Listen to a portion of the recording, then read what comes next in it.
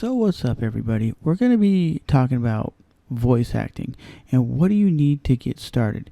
Soundproofing, you need a USB microphone. I'm using a USB to XLR microphone, so you can either have it as XLR or as a USB mic. And this is a Samsung, not Samsung. It is the Q2U. You can get like $60. It's going to get the job done for most applications, right? And basically, when you're doing a voiceover or you're doing any kind of voiceover work, you want to speak properly and have no ums and uhs and pauses. And we know the more you learn how to do it, you're not going to end up using those terms, because when you first start doing like podcasts or anything like that, you go, well, and you do it way too much, and people just don't like that. You want to speak fluently and make your sound quality sound the best. I use Audacity for what I do. I don't think you need really anything else, because you can get plugins. You can render it as an MP3, a WAV file. You can add some bass, treble, noise gate. So it does pretty much anything that you want, right? Like I said, I wouldn't recommend somebody going out and buying a Blue Yeti or a microphone like that, because it's going to pick up too much background noise. And it is a good mic for like YouTube or for doing some gaming videos, but I don't think it would be really good just for a voiceover mic, right? I think you want to get a dynamic mic, something like the Shure SM7B or Electro Voice RE20. You can do this in your bedroom, in your closet, wherever you have a very quiet place. You want to make it the best sound quality you possibly can. And when you do voiceover work, that's what it's got to be, the best quality you can do. You can't really do voiceover work with a cell phone camera mic or a web camera mic. It's not going to work. Or a headphone mic. At the end of the day, people want the most professional sound quality that they can achieve for their advertisement or their video, whatever it is.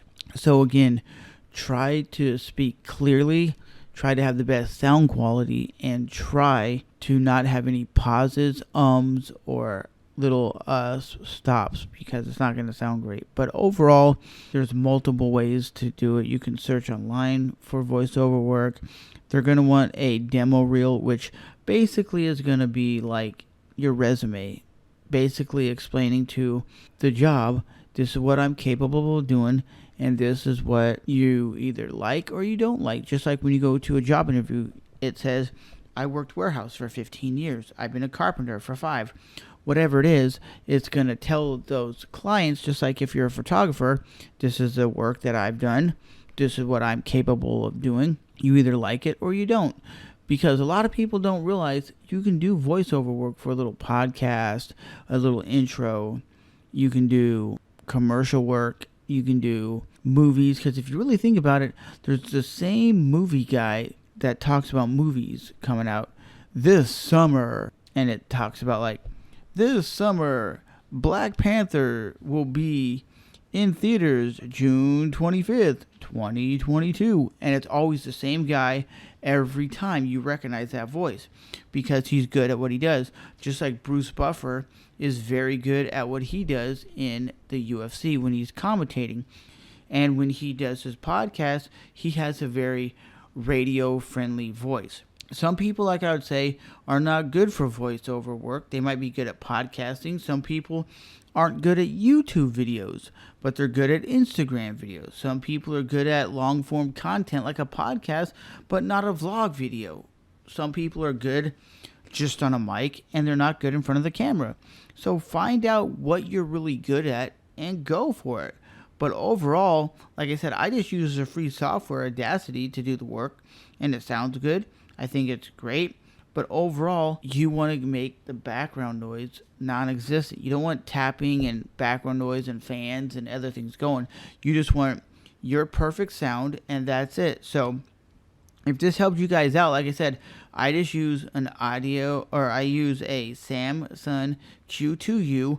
You can get it at Best Buy, Amazon, or Guitar Center for maybe $60, something like that. It's XLR or USB. and it works, and I think it sounds very good. And I'm probably about 6 inches away from the microphone, but if you're talking right on top of it like I am now, you're going to hear a big difference. But again, you want to be probably around 6 inches away from the microphone, because you don't want to be so close that the microphone right now is clipping.